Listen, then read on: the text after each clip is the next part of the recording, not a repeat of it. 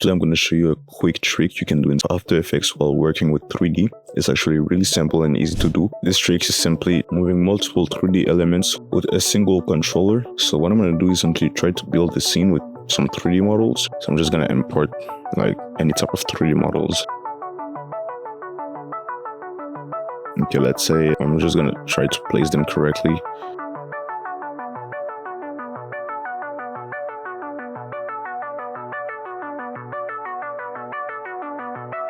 Alright, so I'm just gonna do that like that. I'm not really trying to make something really fancy, it's just for the example and to show you guys this one trick. It's really useful and I use it all the time while working with big 3D scenes. Okay, so now I'm simply gonna import my 3D camera like that.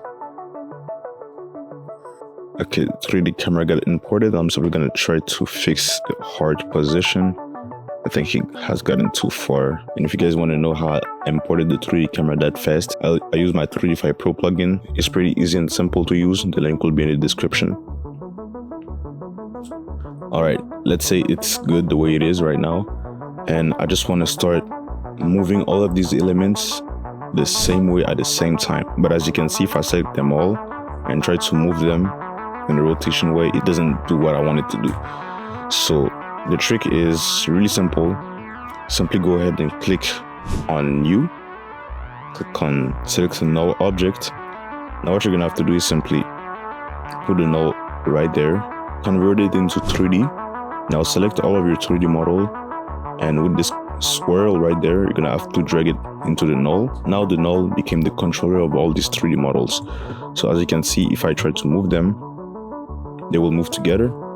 If I try to push them away, they will be pushed together. And if I try to rotate them, as you can see, it is a rotation we're looking for. So that was a quick trick, a quick video to show you guys that After Effects has a lot of good features for 3D animations and everything.